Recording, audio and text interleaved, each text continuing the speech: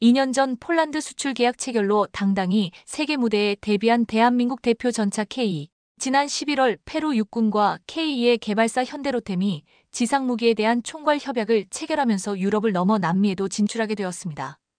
페루는 이번 협약 체결로 폴란드에 이어 세계에서 두 번째로 K 수입을 확정한 나라가 되었는데요. 협약 체결 후 페루 언론과 유튜버들은 K에 대한 찬사를 이어가며 K에 대한 기대를 나타내고 있습니다. K가 안데스 산맥과 사막 등 자국의 험난한 지형에서도 제 역할을 해줄 거라 믿어서죠. 이는 K보다 더 일찍 세계 시장에 진출해 더 많은 나라에 수출한 전차라고 중국에서 자랑하는 VT사에서는 기대하기 어려운 모습입니다. VT사를 비롯한 중국 전차들은 험지에서의 기동은커녕 일반적인 기동 시에도 미덥지 못한 모습들을 너무 많이 보여와서인데요. K가 어떻게 페루의 마음을 사로잡았는지 자세히 알아보겠습니다. 11월 16일 현대로템과 페루 육군은 K와 차륜형 장갑차를 포함한 지상무기에 대한 총괄 협약을 체결했습니다. 이 협약 전에도 현대로템은 5월에 페루 차륜형 장갑차 공급 사업자로 선정되었기에 그에 대한 협약이 체결되리라고 예상할 수 있었지만 K에 대해서까지 체결된 건 뜻밖이었습니다. 현대로템 측은 협약 후 페루가 K 전차를 수입하기로 결정을 내려 총괄 협약 체결에 이르렀다. 수출은 확정된 것이라고 밝혔습니다. 구체적인 도입 시기와 규모는 차후 합의가 필요하지만 도입 자체는 확정된 건데요. 이에 대해 방종관 국가전략연구원 전력개발센터장은 지상무기의 핵심이면서 고가 무기인 전차를 한국산으로 선택했다는 것은 K 전차의 우수성과 경쟁력을 인정했다는 것이다. 산악 지형에서 우수한 기동성을 가진 K 전차에 대해 페루 주변국들도 주목하고 관련 정보를 입수하려 할 것이라고 했습니다. 실제로 협약 체결 직후 아르헨티나의 군사매체 FDRA는 K 블랙팬서 한국이 만든 세계 최고의 MBT 주력 전차라는 기사를 내 페루가 왜 K를 도입하려고 하는지 자세히 분석했습니다. 기사는 레오파르트 2, 에밀 A, 에이브람스, 챌린저 2, T-14 아르마타는 오늘날 주요 전차 목록에서 최고로 간주되고 있다. 하지만 대한민국의 K 블랙팬서는 이 목록 맨 위에 오를 자격이 확실히 있다. K는 종합적 성능에서 에밀 A, 에이브람스도 능가하는 엄청난 위력을 갖고 있으면서도 무게는 10T 이상 가볍다. 또한 톤당 25마력의 세계 최고의 중량 대비 출력을 자랑한다. 특히 상하좌우로 궤도의 각도를 조절할 수 있는 서스펜션은 K의 가장 큰 특징으로 험지에서의 기동 중에도 궤도의 장력을 지속적으로 유지하는 동적 궤도 장력 조절 시스템도 장착되어 있다. 적어도 일반적인 기준에서는 K가 현재 세계 최고의 전차 중 하나라는 것에는 의심의 여지가 없다. 세계 최고의 주력 전차라고 해도 타당하다 할 수 있다. 이 전차는 이미 큰 수출 실적을 올렸다. 폴란드는 최근 한국과 수십억 달러 규모의 계약을 체결해 앞으로 몇 년 동안 K 최대 1000대를 현지에서 생산하고 인도받을 예정이다라고 전했습니다. 페루의 K 도입에 대해 남미권 전체에서 큰 관심을 보인다는 것 자체로도 주목할 만하지만 K를 세계 최고 수준의 전차 중 하나로 보고 있다는 것도 눈여겨볼 만한데요. 페루 현지 군사 관련 유튜버인 스크류16SCREW16도 협약 체결 후 얼마 안 돼 K에 대해 소개하는 영상을 올렸습니다. 해당 영상의 제목도 페루는 세계 최고의 탱크를 구매할 것이라고 공식 발표에 따로 K가 세계 최고급 전차임을 강조하고 있는데요. 왜 그렇게 평가하고 있는지 영상을 통해 직접 확인해 보시죠. 현재 거의 확정적인 소식에 따르면 페루는 성능과 납기 모두 미국의 에이브람스를 능가하는 최고의 주력 전차를 보유하게 될 거라고 합니다. 이 전차는 에이브람스도 뛰어넘는 세계 최고 수준의 전차임을 밝히고 이야기를 시작하겠습니다.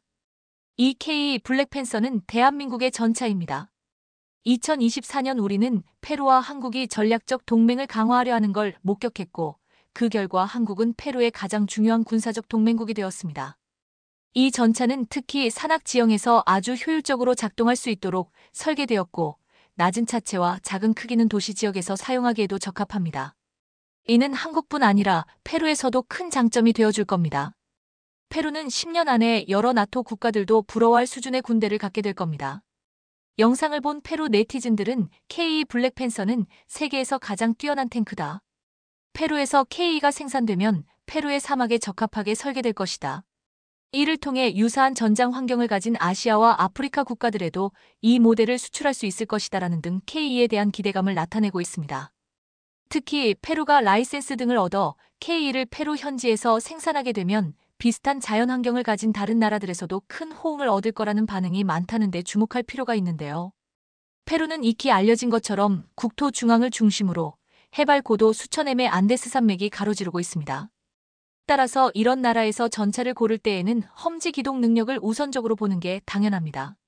그런 점에서 페루만큼 높지는 않지만 산지가 많은 한반도에서 운용되면서 험지에서의 기동력이 입증된 K는 탁월한 선택이라 할 수 있습니다.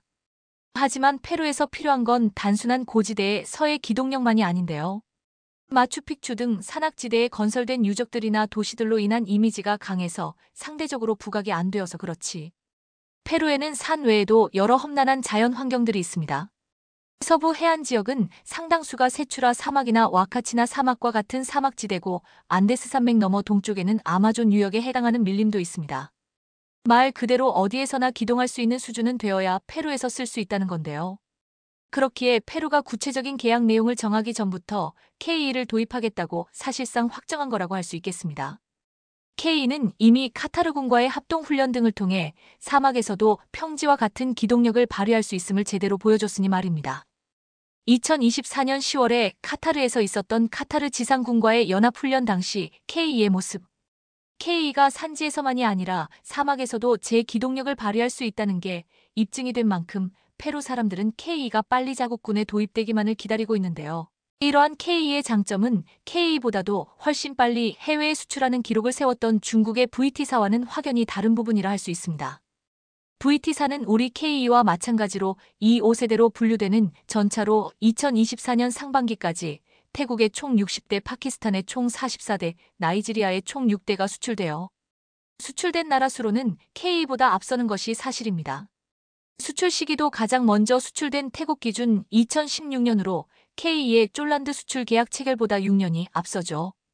그러나 이런 분명한 자랑거리가 있음에도 VT사가 세계 시장에서 K와 같은 높은 평가를 받지 못하고 있는 것은 신뢰해도 괜찮을지 의심이 될 수밖에 없는 기동력 때문입니다. 단적인 예로 VT사는 2024년 11월에 열렸던 주하이 에어쇼에서 너무나 큰 망신을 당했는데요. 영상에서 나온 것처럼 한 대는 전속력으로 달려와 언덕을 오르내리려고 하다 갑자기 멈춰버렸고 다른 한 대는 그냥 평지에서 주행을 했을 뿐인데 갑자기 멈춰버렸습니다. 멀쩡히 잘만 움직이던 전차가 난데없이 말을 안 들은 겁니다. 참고로 VT사는 수출용으로만 만들어지고 중국군은 쓰지 않는 전차인데요.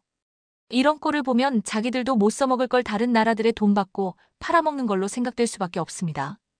VT사 이전에도 중국 전차들은 기동성이나 안정성에 있어서 너무나 처참한 모습들을 여러 차례 보여왔는데요. 2016년에 러시아에서 개최된 탱크 바이애슬론 대회에 출전했던 96식의 개량형인 96B는 주행 중 궤도를 굴러가게 하는 보기륜이 빠져버리는 일을 겪었습니다. 실전이 아닌 친선 대회였기에 망정이지 전장이었으면 목숨이 달아났을 상황입니다. 2년 후인 2018년에 열렸던 대회에서도 96B는 다른 참가국들의 전차들과 함께 멀쩡히 달리는가 싶다가 갑자기 혼자 멈춰버리고 말았는데요. 대회에 참가했던 중국군 간부들도 이런 일이 벌어질 거라고는 생각도 못했는지 당황스러워하는 모습이 화면에 포착되었습니다.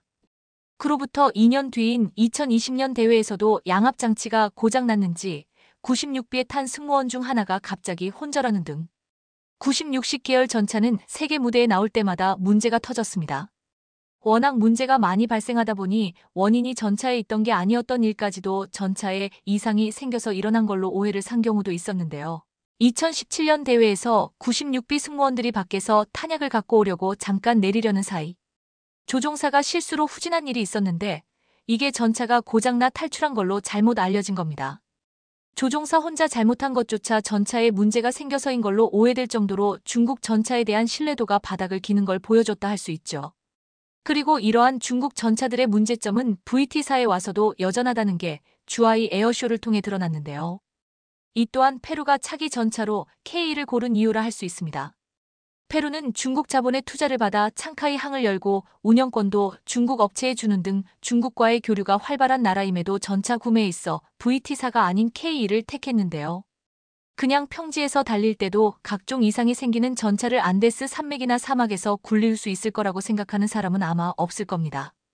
K가 페루를 비롯한 남미에서 에이브람스보다도 좋다고 평가받는 것도 평지에서의 기동에 특화된 에이브람스와 달리 어디에서든 기동할 수 있어서인데요. 글로벌 방산 시장에서 한국 방산 기업들의 수주가 이어지고 있는 가운데 한화 에어로스페이스를 비롯해 한화 시스템, 한화오션 등 한화 3사가 지난 4분기에도 호실적을 기록한 것으로 전망됩니다. 특히 한화 에어로스페이스는 폴란드의 K9 자주포 35문, 천무 11대에 달하는 물량을 인도했고, 지난해 누적으로 보면 연간 폴란드 인도 물량은 K9 자주포 65문, 천무 48대로 연초 예상치를 훌쩍 뛰어넘었습니다. 특히 한화디펜스의 AS9 헌치맨 자주포가 호주 땅을 밟은 날 군사 전문가 그레고리 놀스는 최근 자신의 소셜미디어 X를 통해 호주 빅토리아주 질롱항에서 한화디펜스가 제작한 AS9 헌치맨 자주포의 하역 장면을 포착해 공개하면서 이렇게 표현했습니다. 호주 육군의 새로운 전력이 드디어 호주 땅을 밟았다. 호주 국방부는 2021년 한화디펜스와 랜드 8116 프로젝트의 일환으로 자주포 도입 계약을 체결했는데요. 이번 사업에는 AS9 헌치맨 자주포 30문과 K10 탄약 운반 장갑차 15대의 도입이 포함됐습니다. 호주 국방획득청 CASG 공개한 자료에 따르면 이번 계약은 단순한 장비 도입을 넘어섭니다. 정비시설 구축, 기술 이전, 운용 교육, 정비 부품 공급 등 전주기 군수 지원 체계가 모두 포함된 포괄적인 군 현대화 프로젝트인데요. 호주군은 이를 통해 노후화된 M198 견인포를 단계적으로 교체하고 포병 전력의 3장을 열 계획입니다. AS9 헌치맨은 한화디펜스의 K9 썬더 자주포를 기반으로 호주 육군의 특수한 작전 요구사항에 맞춰 개량됐습니다. 길이 12.3m, 너비 2.5m, 높이 2.8m의 재원에 전투 중량 47톤의 대형 무기체계입니다. 특히 주목할 점은 AS9 헌치맨의 화력입니다. 주무장인 155mm L52포는 NATO 표준 탄약과 호환됩니다. 이처럼 K9 자주포, AS9 헌치맨 등 한국에서 만든 자주포를 원하는 나라들이 많아지고 있는 가운데 최근 폴란드에서 예사롭지 않은 뉴스가 나왔습니다. 폴란드 군비청이 자신들이 개발한 차륜형 자주포를 도입하지 않겠다는 의사를 표명한 겁니다. 이렇게 되면 폴란드가 K9 자주포에 더욱 집중할 것으로 보여 수입 물량을 더 늘릴 가능성까지 제기되고 있는데요. 폴란드에서 무슨 일이 벌어지고 있는 것인지 오늘은 이 소식 자세히 전해드립니다. 문제의 발단은 폴란드 의회가 자국 방산 업체가 양산해온 차륜형 장갑차 구매를 폴란드 군비청에 의뢰하면서 시작됐습니다. 그런데 예상 밖으로 폴란드 의회의 요구에 대해 폴란드 군비청은 차륜형 장갑차 구매를 단호하게 거부했습니다. 그러면서 폴란드 군비청은 자주포 전력은 크랩 자주포와 K9 자주포로 구성될 것이라고 밝혔습니다. 이 같은 상황은 외신에서도 보도할 만큼 화제가 됐습니다. 우크라이나 전쟁으로 자국산 무기 개발 및 양산을 늘리려고 하는 폴란드가 왜 이처럼 자국 방산업체가 만들어 파는 차륜형 장갑차 구매를 거부하는 것인지 그 정확한 이유는 아직 알려지지 않고 있습니다. 더구나 우크라이나 전쟁으로 유럽 각국에서 차륜형 자주포의 수요가 늘고 있는 상황인데 말입니다. 그래서 K9만 만들던 한국도 한화의 어로스페이스가 차륜형 자주포 개발에 착수한 상황입니다. 그런데 폴란드 군비청은 거부했다니 다들 이해가 안 간다는 반응이었는데요. 그래서 전문가들은 자국산 자주포에 프랑스와 이스라엘 등 외국산 부품이 많이 들어가 있어 기술 이전 문제와 생산 가격 문제 등으로 인해 대량 양산이 어렵기 때문에 폴란드 군비청이 거부한 게 아닌가 추측하고 있습니다. 폴란드가 과도한 요구사항을 내걸어 궤도형 자주포와 맞먹는 가격 문제가 발생한 게 아니냐는 관측도 나오고 있습니다. 그렇지 않다면 2016년부터 시작해 상당한 개발비가 들어간 자국산 자주포를 도입하지 않을 이유가 없기 때문입니다. 또한 영국이 독일로부터 차륜형 자주포를 도입하려는 이유는 독일이 개발한 차륜형 자주포가 완전 자동형 포탑을 가지고 있기 때문입니다. 그러나 프랑스의 카이사르나 이스라엘의 아트머스 자주포는 많은 병력이 필요한 데다가 K9 자주포보다 도입 단가가 크게 낮지도 않습니다. 폴란드는 2016년부터 크릴 자주포를 소량 배치해왔습니다. 하지만 이제 K9 자주포를 운용해보니 K9 차체를 더 도입해서 크랩 자주포로 개량하는 게 더 낫겠다는 판단을 내린 듯합니다. 한편 한화 에어로스페이스의 레드백은 호주에서 순항 중입니다. 호주의 한국방산 최초의 해외 생산 기지를 설립한 한화 에어로스페이스는 K9 자주포에 호주 수출형 모델인 AS9 헌치맨과 레드백 REDBACK 장갑차를 위해 잇따라 부품 공급 계약을 체결하고 있습니다. 한화 에어로스페이스는 현지 생산 납품을 위해 지난 2022년 호주 질롱시에 생산기지를 착공했고 지난해 8월 건설을 마쳤습니다. 육상 접경 지역이 없는 섬나라 호주가 자주포를 도입한 이유는 남중국해 진출 야욕을 가진 중국을 견제하기 위해서입니다. 호주는 중국을 포위하는 4개 북미국, 일본, 호주, 인도 연합체인 쿼드와 중국 위협에 대응하는 오커스 미국, 영국, 호주의 일원이기도 합니다. 한화 에어로스페이스가 2023년 12월 수주한 레드백 장갑차는 최근 호주를 포함한 글로벌 방산업체들과 잇따라 부품 시스템 계약을 체결하며 납품을 위한 준비가 순조롭게 진행되고 있습니다. 회사는 2026년 상반기까지 호주 정부의 레드백 시제품을 납품한 뒤 양산에 들어가 2028년까지 129대를 순차 공급할 계획인데요.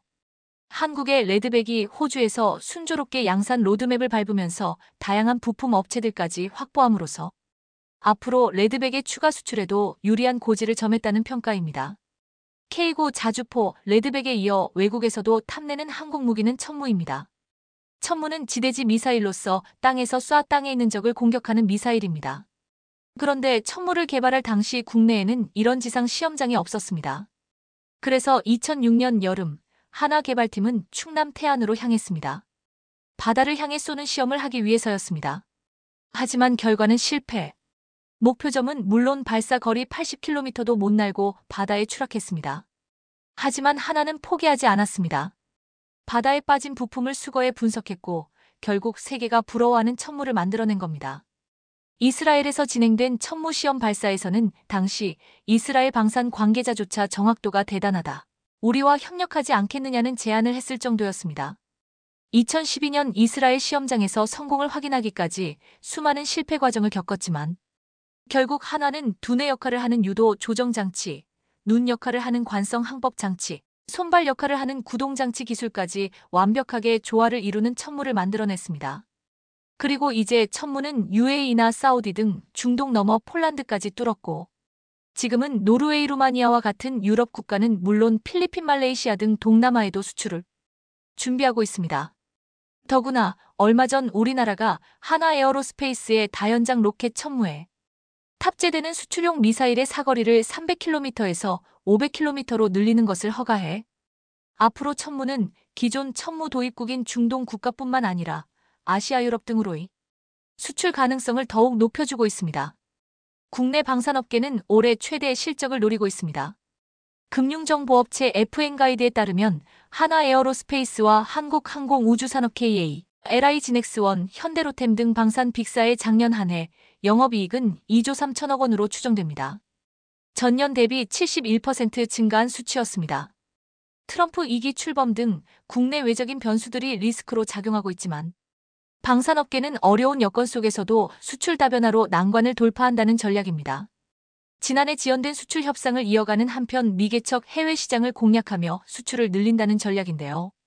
한화 에어로스페이스는 인도와 K9 자주포 추가 수출 계약 체결을 앞두고 있습니다. 사우디아라비아와 이집트를 중심으로 항공 방산 수출 논의도 활발하게 진행 중이며 특히 북유럽에서는 K9 자주포와 다연장 로켓 천무 수출에 전력을 기울이고 있습니다. KIA는 지난해 말 이라크 정부와 수리온 KUH 수출 사업 관련해 판매 공급 계약을 체결했고 이를 바탕으로 올해 UAE와의 수리온 수출 계약을 노리고 있습니다.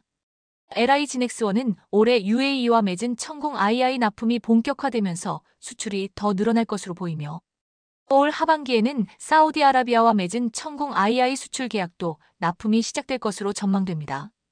현대로템은 올해 상반기 루마니아에서도 K 전차 100에서 150대 규모의 계약이 성사될 가능성이 높습니다.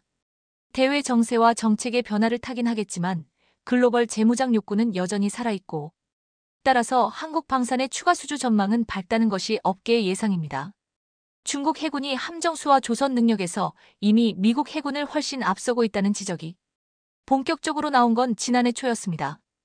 카를로스 델 토로 미국 해군 장관은 미국 워싱턴 내셔널 프레스클럽 연설에서 중국이 이제 미국보다 더 많은 수의 함대를 보유하고 있고 전 세계로 보내고 있다. 그들은 남중국해와 다른 곳에서 우리 동맹을 포함한 다른 나라들의 해양 주권과 경제적 번영을 지속적으로 해치려 하고 있다. 고 말했습니다. 그러면서 델토로 미 해군 장관은 이제 미국은 중국에 대항하기 위해서는 더 큰 해군과 더 많은 함정이 필요하다. 특히 중국의 위협에 대처할 수 있는 더 현대적인 함선이 필요하다고 밝혔습니다. 미 해군 장관의 입에서 중국 미국보다 더 큰 함대, 더 많은 수의 함대를 보유하고 있다고 인정하는 발언이 나온 것은 아주 이례적인 일이었습니다. 그는 중국 인민해방군 해군이 현재 약 340척의 함정을 보유하고 있고 앞으로 몇 년 안에 400척의 함정을 배치할 수 있다고 말했습니다. 반면 미 함대는 현재 300척에 못 미친다고 지적했습니다. 델토로 해군 장관 이외에도 중국의 해군력이 미국을 앞질렀고 미국이 태평양에서 불리한 전쟁을 할 가능성이 크다는 경고는 여러 차례 제기되어 왔습니다. 미 해군전쟁대학 샘 탱그레디 교수는 해상전쟁의 경우 질적으로 우위인 소규모 함대는 승리의 방법이 아니다. 거의 항상 큰 함대가 이긴다고 지적했습니다. 미 해군은 해상 전투 시 중국에 비해 기술 우위를 앞세우고 있지만 전력 규모에서 열세이기 때문에 몸집을 키우고 있는 중국 해군과 대결을 벌이면 불리할 수 있다는 이야기입니다. 샘 탱그레디 교수는 그리스 로마 시대부터 냉전에 이르는 역사상 28번의 대표적 해상 전쟁을 분석해보면 3번의 예외를 제외하고는 항상 양적으로 큰 규모의 함대가 전쟁에서 승리했다. 고 지적했습니다. 분석 대상에는 12차 세계대전을 비롯해 아편전쟁, 임진왜란, 영불전쟁, 펠로폰네소스 전쟁 등 동서고금을 막론한 해전 전반이 포함되는데요. 탱그레디 교수는 미중 해상 갈등 가능성이 증가하는 상황에서 기술적으로 우위를 차지한 소규모 함대가 승리한 3번의 해전은 안심되는 일은 아니다. 대부분 전쟁에서 수적으로 우위인 쪽이 승리했고 수적으로 비슷한 경우 전략 혹은 지도력이 우세한 쪽이 이겼다고 지목했습니다. 그러면서 고가의 장거리 정밀 무기 배치는 상대적인 비축분 축소를 동반한다. 상대 함대가 대규모일수록 이 같은 비축분은 빨리 소진되며 이는 대규모 병력을 앞세운 러시아의 우크라이나 침략에서 명확히 확인됐다. 태평양에서 중국과의 전쟁은 상대적으로 소규모인 미 해군이 중국 앞마당에서 대규모 중국군과 치르는 형태일 수 있다. 이렇게 일갈했습니다. 미국은 2022년 공개한 국방전략서 NDS에서 중국을 추격하는 위협으로 규정하고 이에 대한 대응을 국가안보 전략의 최우선 순위로 상정하면서 2045년까지 해군 함정을 350척으로 늘리겠다고 밝혔지만 여전히 중국에 못 미치고 있습니다. 게다가 미국 의회 예상국은 목표 달성 전에 노후 함정 퇴역으로 미군 함대가 더 줄어들 것으로 내다봤습니다. 최근 델토로 미 해군 장관은 대놓고 미국의 조선 능력에 문제가 있다고 쓴소리를 했습니다. 중국은 조선소가 13곳이고 어떤 조선소는 미국의 모든 조선소를 합친 것보다 크다. 그것은 진짜 큰 위협이다. 라고 말입니다. 미국 국방센터의 보고서에 따르면 미국은 조선소가 7곳입니다. 중국의 13곳에 비하면 절반 정도입니다. 그런데 더 큰 문제는 미국 조선소에서 일하는 숙련 노동자가 너무 부족하다는 데 있습니다. 델토로 장관은 실업률이 4% 미만이면 식당 노동자든 조선소 노동자든 인력을 구하기 정말 어렵다. 반면 중국은 미국이 할 수 없는 것을 할 수 있다.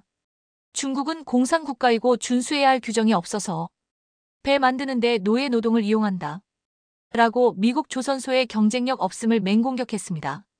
중국이 노예 노동을 한다는 명확한 증거는 없으나 막대한 노동력을 동원해 함정을 뚝딱뚝딱 너무 빨리 만들어낸다는 증거는 차고 넘칩니다.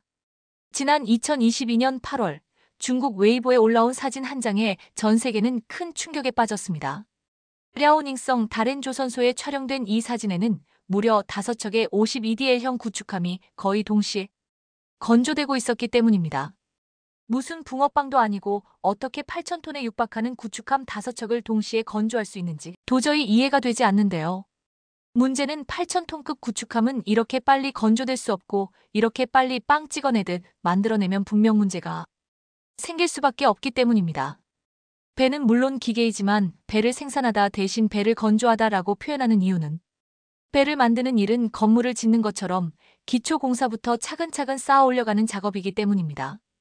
기계 등 공산품을 제작 기간을 절약하면 비용이 절감되고 고효율이라고 칭찬받지만 배를 건조하는 일은 반드시 정해진 규정과 절차에 의해 차근차근 최소 시간을 준수해야만 하는 일입니다.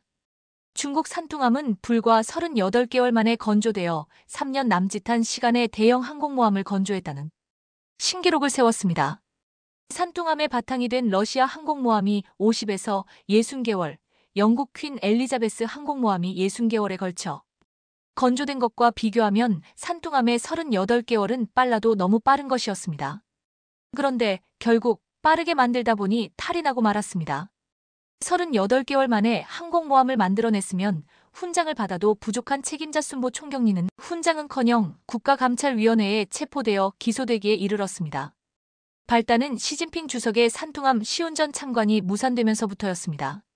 시진핑은 산둥함을 전 세계에 과시하려고 시운전에 참관하려고 했으나 기계적 결함으로 인해 제 날짜에 시운전을 하지 못했고 이를 세계에 자랑하려던 계획이 어그러지자 시 주석이 산둥함의 결함에 대해 조사하라고 지시했는데 조사 결과 산둥함은 건조 과정에서 막대한 부실이 있었고 그래서 결함투성이라는 점이 발견되고 말았던 것입니다.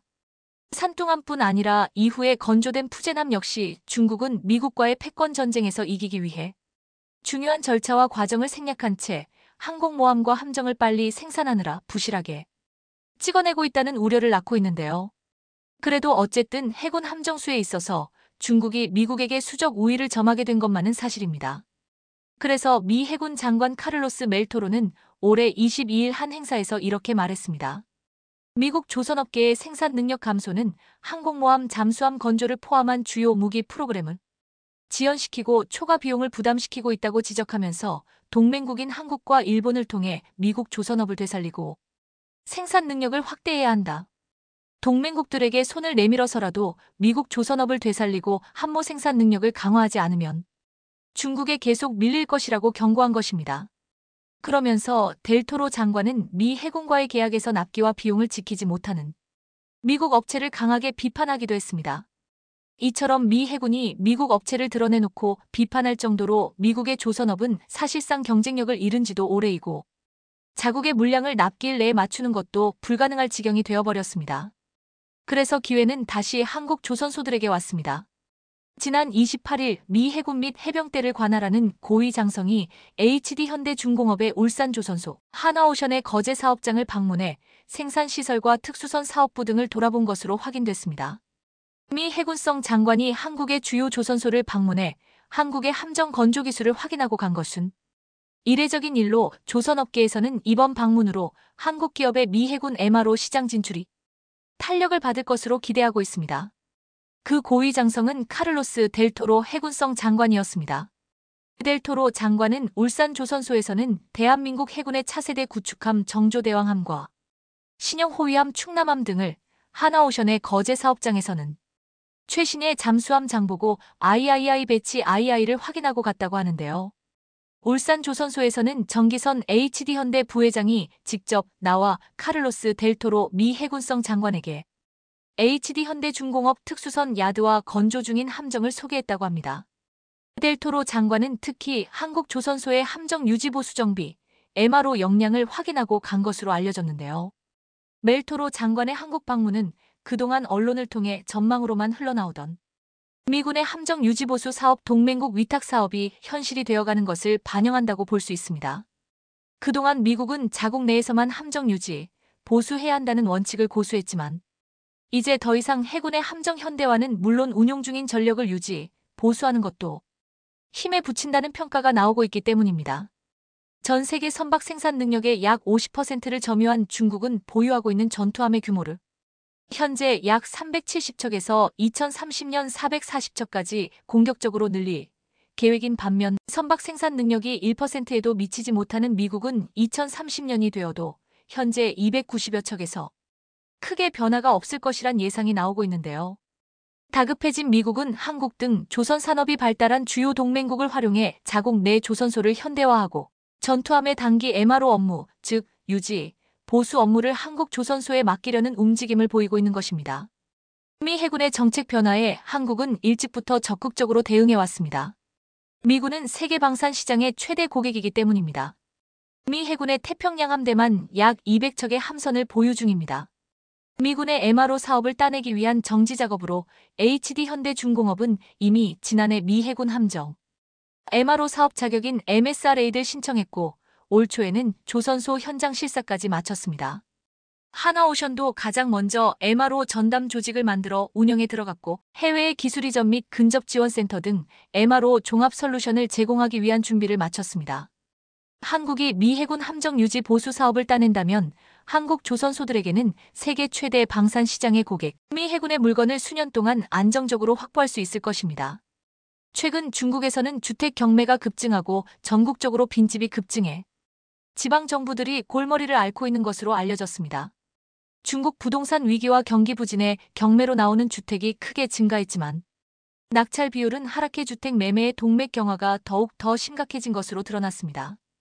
최근 경기 부진으로 중국 내 압류주택이 크게 늘었는데 지난 2017년 9천 채에 불과했던 압류주택은 2021년 18.6배인 16만 8천 채까지 늘었고 지난해에는 무려 38만 9천 채까지 증가했습니다.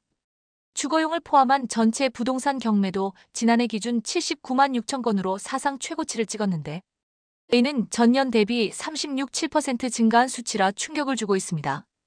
경제 성장 둔화와 불안정한 고용 상황으로 사람들이 제때 대출금을 상환하지 못해 은행이나 금융기관에서 주택을 경매에 넘기는 경우가 많아졌기 때문입니다. 또한 중국 연구기관들에 의하면 중국 전역의 빈집이 4,100만에서 1억 3천만 채. 광둥성 사호관의 경우 빈집이 얼마나 많은지 이 빈집을 완판하려면 무려 11년 가까이 걸린다는 통계가 나와 충격을 주고 있는데요. 푸젠성 진장 지역은 미분양 주택을 모두 파는데 106개월, 저장성 저우산은 85개월, 허난성 러양은 83개월. 이렇게 미분양을 해소해야 할 지역들은 중국 전역에 널려 있습니다. 이들 도시뿐만 아니라 베이징, 상하이, 광둥성, 선정과 같은 중국의 대표적 도시, 즉 일선 도시에서도 주택 재고가 쌓여 다 팔려면 평균 17개월이 걸릴 것으로 조사됐습니다. 하지만 이 통계도 정확한 건 아닙니다. 이미 분양이 완료됐지만 현금 흐름 문제로 완공이 안 된 주택이나 2016년 마지막 부동산 시장 상승기에 투기꾼들이 매입한 빈집들은 이 통계에 잡히지 않는 까닭이야. 실제 빈집은 훨씬 더 많다는 게 중국 부동산 전문가들의 대체적인 견해입니다. 이렇게 부동산 위기가 심화하면서 중국 전역이 란웨이로우, 즉 1년 이상 건설 중단된 아파트로 전락했습니다. 이미 중국의 빈집 문제는 전직 고위 관료가 지난해 공개석상에서 언급해 세상을 놀라게 했는데요. 허컹 전 국가통계국 부국장은 광둥성 둥관에서 열린 2023 중국 실물경제발전대회에서 일부 전문가가 중국에 30억 명이 살기에도 충분할 정도로 빈집이 넘쳐난다고 주장한다. 확실한 건 중국 인구 14억 명을 동원해도 다 채울 수 없을 정도로 빈집이 많은 것은 분명하다고 털어놓은 것입니다. 허컹의 이 발언이 알려지자 중국의 주택 가격은 크게 출렁였습니다. 미분양이 가장 심각한 지역은 광둥성 사호관입니다. 중앙정부가 미분양을 청산하라고 명령하자 이 지역 대형 부동산 개발업체들은 역세권에 지은 고층 아파트 수십 동을 대상으로 지난 춘제 연휴 기간 고속열차역 주변에서 귀성객을 대상으로 아파트 판매에 나서는 진풍경이 펼쳐지기도 했습니다. 그래도 광둥성 사호관에 있는 빈 아파트를 모두 팔려면 11년 가까이 걸린다고 합니다. 중국 최대 정치 행사인 양회가 코앞으로 다가왔지만 중국 정부가 더 내놓을 부동산 대책이나 경제 부양책이 있을지 의문입니다. 지금까지 많은 대책을 내놨지만 소용이 없었기 때문입니다. 중국의 대표적인 기업 화웨이의 상황도 녹록지 않습니다. 심지어 테슬라에 대적한다던 화웨이까지 부품난에 빠져 중국 기업들이 얼마나 공급망에 어려움을 겪고 있는지를 보여주고 있습니다. 중국 통신장비업체 화웨이가 컴퓨팅 부품 생산 문제를 겪으면서 화웨이로부터 부품을 조달받는 중국 전기차 업체가 전기차 모델 생산을 연기해야 했습니다. 문제가 된 자동차 업체는 화웨이로부터 부품을 조달받는 창안 자동차, 체리 자동차, 세레스 등인데요. 이 기업들은 그야말로 공장이 올스톱된 상황입니다. 이 회사들은 화웨이에 불만을 제기하고 문제 해결을 위해 협의 중이라고 합니다. 문제가 된 부품은 화웨이가 제조하는 전기차용 컴퓨팅 장치인 MDC810이었습니다. 이 장치는 화웨이가 전기차용 소프트웨어 및 부품의 지배적인 공급업체가 되겠다며 야심차게 내놓은 제품이었는데요. 하지만 이건 역시 테슬라의 자율주행 시스템인 오토파일럿을 모방했다는 지적은 피할 수 없었습니다. 어쨌든 중국 대표하는 기업인 화웨이조차 부품을 구하지 못해 거래처에 납품을 제때 못하는 어이없는 일이 벌어진 것입니다. 급기야 중국에서 임금을 못 받은 노동자들이 폭동을 일으키는 일까지 발생했습니다. 중국 지린성에 파견된 북한 노동자 약 2,000명이 지난달 임금 체납에 항의하며 파업과 폭동을 일으켰는데요. 노동자들은 의류 공장과 수산물 공장 등의 시설을 점거하고 장기 임금 체납에 반발해 인질극까지 벌이다가 한 명이 사망한 것으로 알려졌습니다. 북한 당국이 국가보위성 요원을 급파해 주도자 200여 명을 송환하며 사태는 일단락됐지만 이 사건은 북한판 노동운동의 태동이라 할 정도로 충격적인 사건이었습니다. 그동안 기존 해외 노동자들이 보인 일탈 행위와는 전혀 다른 노동운동이었기 때문입니다. 그동안의 해외에 파견된 북한 노동자들의 일탈은 개인적인 일탈이 주를 이뤘습니다. 그런데 이번 사건은 집회 시위의 자유가 억압된 북한 출신의 노동자들이 1,000명 단위로 대거 파업에 참여한 것으로 대단히 충격적인 방식이었던 것입니다. 더구나 이번 사건에서 북한 노동자들은 북한 당국의 손해를 직접 책임지라고 해외 노동자들의 외화벌이가 북한 정권 통치자금의 중요한 자금줄인 만큼 북한도 이번에 파업을 일으킨 노동자들에게 임금을 해결하겠다고 약속했다는 후문입니다. 즉 결과적으로 북한 노동자들이 승리한 셈입니다. 중국의 대표 기업마저 부품 부족에 시달리고 임금을 못 받은 노동자들이 파업과 폭동을 일으키는 상황까지 나오자 최근 중국 기업들 사이에서 이상한 현상이 포착되고 있습니다.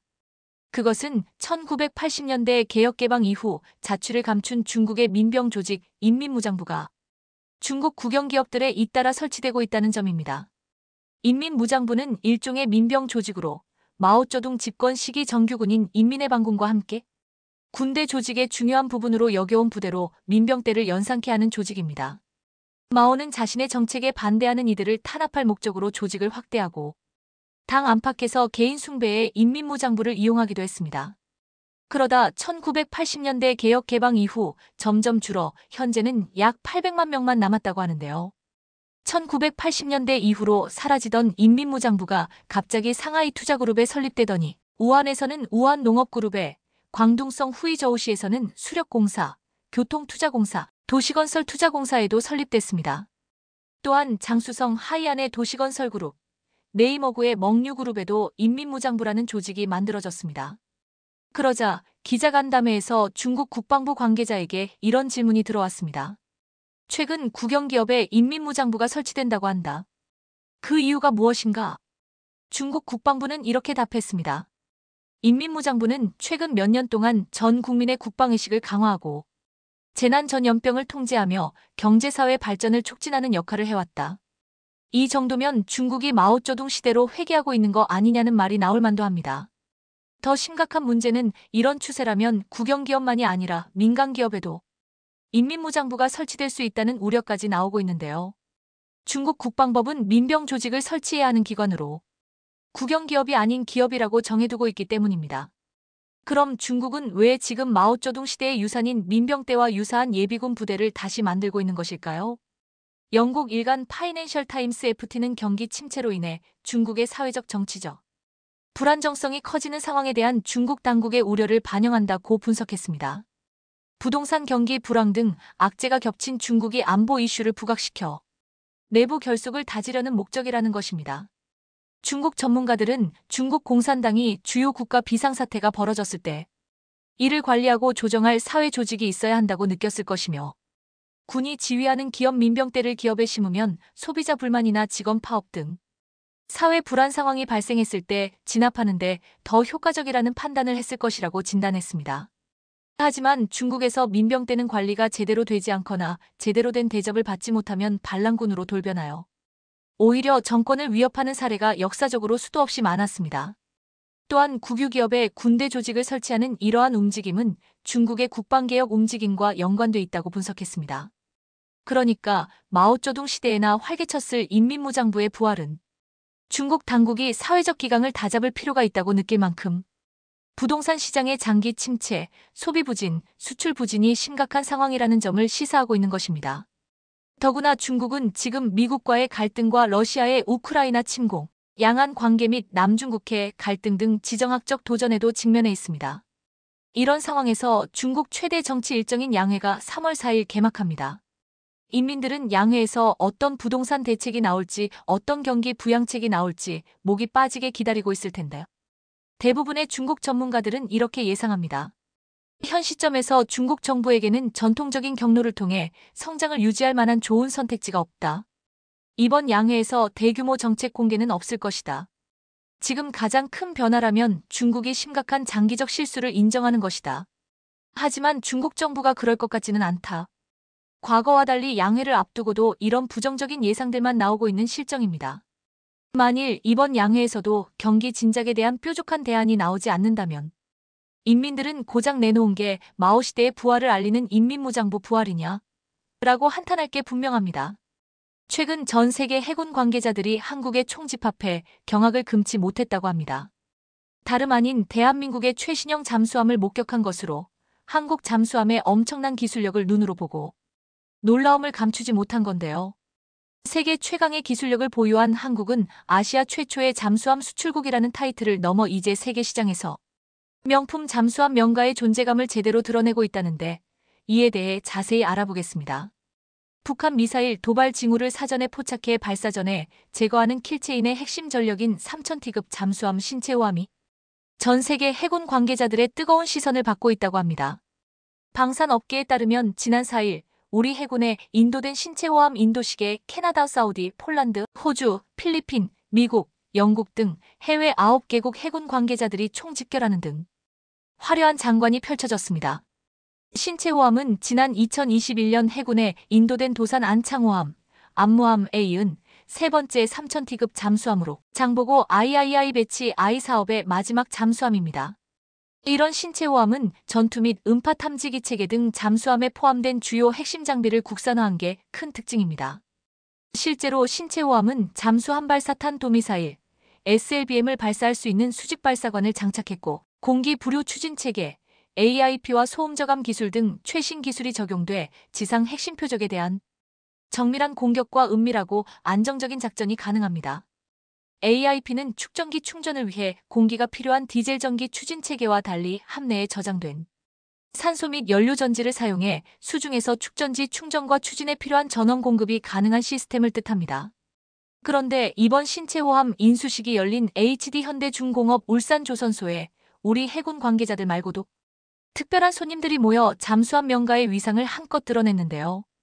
지난 1992년 독일로부터 1200톤급 장보고 I를 최초 도입한 이후 국내 기술력으로 최초 연구개발한 전략급 잠수함 1단계 사업을 성공적으로 마친 특별한 자리인 만큼 전 세계 해군 관계자들이 모여 기쁨의 순간을 함께한 겁니다. 실제로 이번 행사에는 앞서 말씀드렸던 것처럼 캐나다, 폴란드 등 해외 8개국 해군 주요 관계자들이 참석하면서 이목을 집중시켰습니다. 이를 두고 방산업계에서는 높아진 한국산 잠수함의 대회 위상과 신규 잠수함 도입을 계획하고 있는 국가들요. 뜨거운 관심을 그대로 보여줬다고 평가했습니다.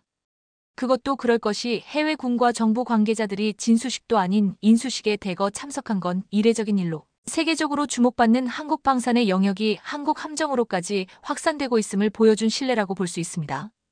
그리고 이번에 방한 해외 8개국 해군 주요 관계자들은 우리 군 잠수함 운용부대의 정비훈련 장비와 한화오션에서 제작 중인 장보고 III 배치 1 건조시설을 확인하는 특별한 시간을 가졌습니다. 이날 마이클 맥도날드 캐나다 연방상원의원, 마이클 제이콥슨 호주 잠수함 사령부 국장, 파울 두클로스 주한 페루 대사 등은 신체호함을 비롯해 이지스함 정조대왕함, 호위함 충남함을 차례로 둘러보며 한국의 건조기술에 놀라움을 금치 못했다는 후문입니다. 신체호함은 지난 2007년부터 시작한 장보고 III 배치 I 사업의 세 번째 잠수함인데요. 사실 이번에 인수식을 성공적으로 끝마친 건 우리 방산 역사에서 특별한 의미를 가집니다. 우리 해군의 핵심 전략 자산으로 역할을 수행할 수 있는 기반 환경을 조성했다는 점에서 안보 위상이 달라졌기 때문입니다. 방산업계에 따르면 앞서 대우조선해양, 지금의 하나오션이 건조한 선도함인 도산 안창호함은 2022년 8월, 이번 함인 안무함은 작년에 각각 실전 배치됐었습니다. 배치 I의 업그레이드 버전인 배치 II는 지난 2021년부터 두 척은 건조가 시작됐고 올해 초 3번함이 새로 제작에 들어갔습니다. 배치는 전력화에 장기간이 걸리는 함정을 개발할 때 업그레이드 단계를 구분하는 용어입니다. 이렇듯 우리 군이 짜놓은 계획에 맞춰 착착 진행된다면 해군은 오는 2030년 무렵에는 최소 6척의 최신형 잠수함을 확보할 수 있게 될 전망입니다. 사실 신체호함은 잠수함 발사 탄도미사일을 탑재한 세 번째 잠수함으로 북한의 미사일 공격에 대응하는 킬체인의 핵심 전력으로 꼽힙니다.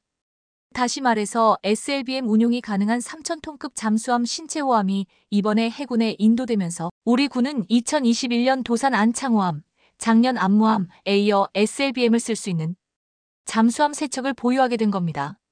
특히나 신체호함은 물 위로 떠오르지 않고도 잠수함 내에서 산소를 생산해 엔진에 공급할 수 있는데 신체호함의 위력을 실감케 하는 영상을 보면 모두들 경악을 금치 못합니다.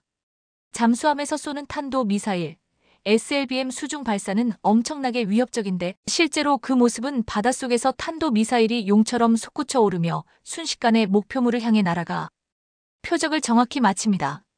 이런 이유로 신체호함이 전력화되면 최근 북한이 탄도미사일과 극초음속 미사일을 잇따라 발사하는 상황에서 북한의 도발을 억제하는데 핵심 역할을 할 것으로 기대되고 있는 상황입니다.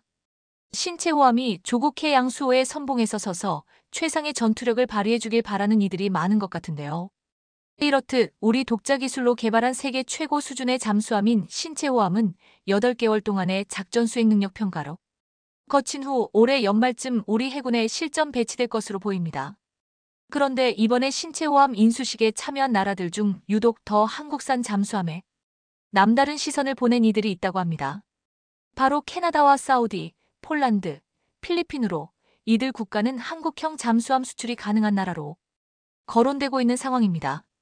이 가운데 한국형 3,000T급 잠수함에 관심이 있는 것으로 알려진 캐나다의 행보에 이목이 집중되고 있는데요. 이번에 마이클 맥도널드 연방 상원의원이 신체호함 인수식에 참석해 눈길을 끌었는데 캐나다는 2026년 3,000T급 잠수함을 발주할 예정으로 캐나다 해군은 노후화로 제 기능을 발휘하지 못하는 영국산 빅토리아급 잠수함을 대체하고자 신형 잠수함 도입을 계획하고 있습니다. 이에 스페인과 프랑스를 비롯한 다수의 국가 업체들이 관심을 갖고 있지만 이 가운데 한국산 잠수함이 유력 후보로 꼽히고 있는 상황입니다. 실제로 현재 HD 현대중공업이 하나오션과 장보고 III 배치 II 개조형을 앞세워 60조 원 규모의 캐나다의 잠수함 사업의 수주를 추진 중인데 우리 잠수함의 수출 가능성이 높게 점쳐지고 있습니다. 캐나다의 경우 북극과 인접해 있어 선체가 빙산이나 유빙과 충돌할 위험이 있는 등 해군 담당 해역이 광범위해 새로 도입할 잠수함은 크고 튼튼해야 하며 기술적 신뢰성도 갖춰야 합니다. 그런데 장보고 II가 이런 조건에 부합하는 상황으로 기술은 경쟁자인 유럽 국가보다 후발주자지만 선체가 크며 무엇보다 우리 군에서 운용하고 있어 기술적 검증이 이뤄진 데다 성능 개량도 진행되는 등 수출이 거의 확실시되고 있습니다. 실제로 흘러가는 분위기가 예사롭지 않은데 지난 2월 초 우리 해군 관계자들이 캐나다를 방문해 국방방산협력 실무 및 확대 회의를 갖기도 했습니다. 우리 해군은 당시 회의에서 캐나다가 한국 잠수함을 획득할 경우 잠수함 운용 유지 등을 적극 지원할 수 있다는 협력 의지를 보였으며 캐나다 해군은 잠수함과 다양한 분야에서 우리 군과 교류 협력을 발전시켜 나가고 싶다고 화답한 것으로 전해집니다. 이외에도 페루, 호주, 필리핀에서도 우리 잠수함에 대한 관심이 남다른 상황이라 우리 잠수함의 수출 기대감이 한껏 높아진 상황입니다. 여기에 더해 미국과는 방산 분야 유지 보수, MRO 협력이 검토되고 있는 것으로 전해지는 등 너도 나도 한국 잠수함 기술에 뜨거운 관심을 보내고 있는 분위기입니다. 이렇듯 HD 현대중공업뿐만 아니라 도산 안창호급 1, 2번을 건조한 하나오션도 잠수함 분야에서 미친 존재감을 과시하고 있다는데요. 실제로 지난 5일 하나오션은 미국, 호주 등 해군 관계자들에게 우리 군이 운용 중인 장보고 III 잠수함을 건조한 탁월한 기술력과 건조 역량을 선보이는 등 해외 수출 시장 선점을 위한 고삐를 바짝 조였습니다. 방산업계에 따르면 당시 하나오션은 거제 사업장 MRO 해외 추진을 검토 중인 미국 등 해외 군 관계자들을 초청해 건조 및 정비 현장을 둘러보는 시간을 마련하는 등 함정 수출 현장 설명회를 방불케 했습니다.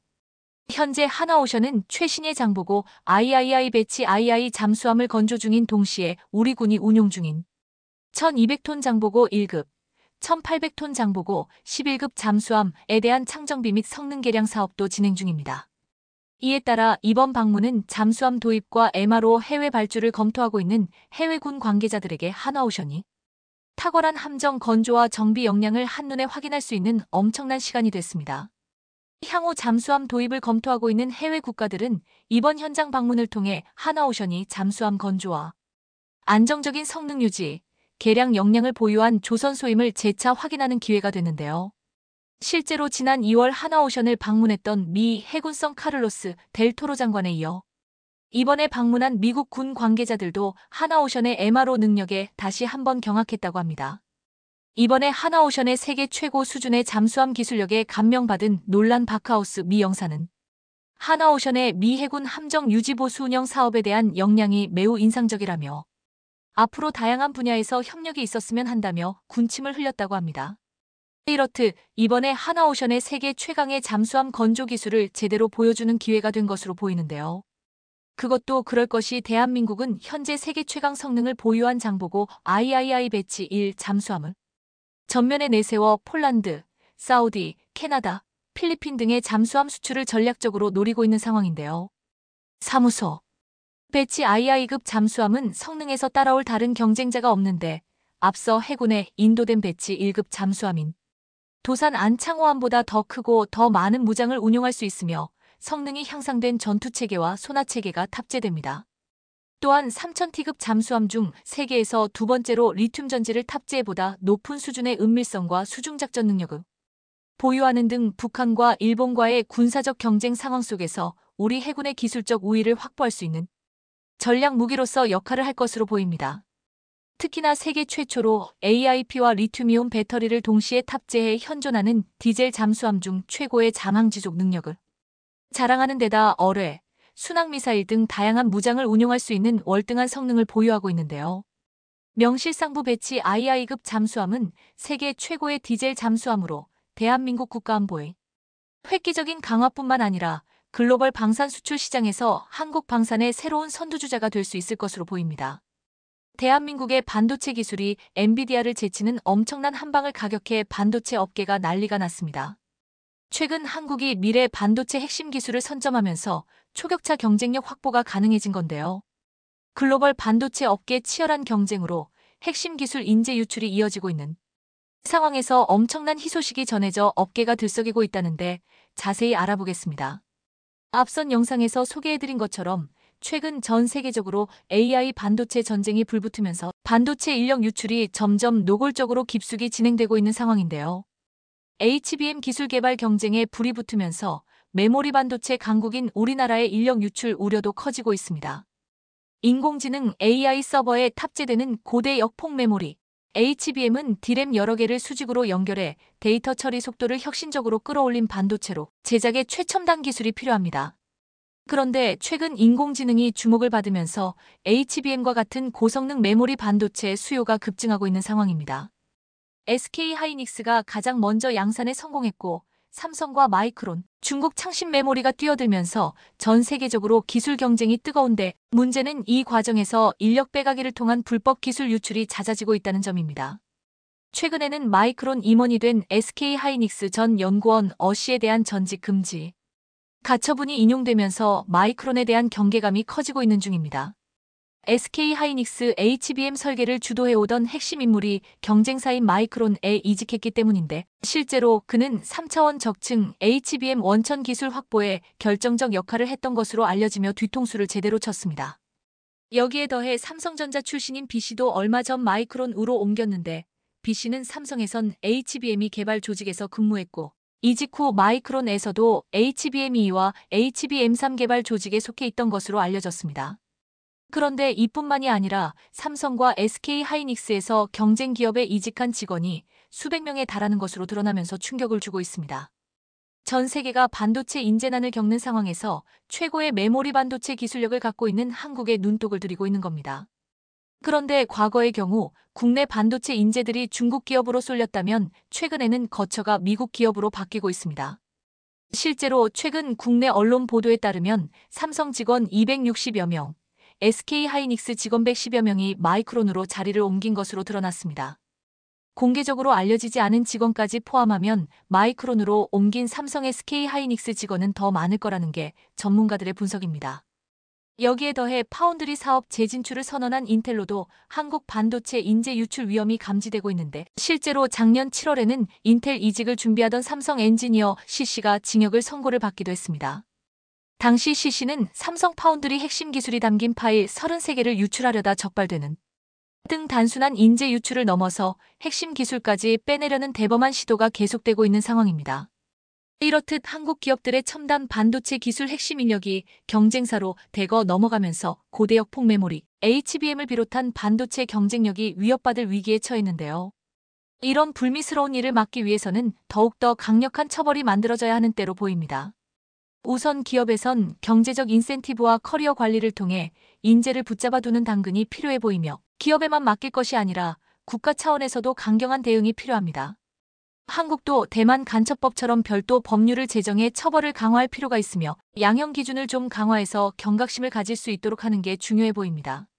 최근 대법원 양형위원회가 국가 핵심 기술을 국외로 빼돌릴 경우 최대 징역 18년형까지 선고하도록 하는 방안을 마련해 이달 말 확정지을 예정인데, 모쪼록 강력한 처벌이 있어야 할 것 같습니다.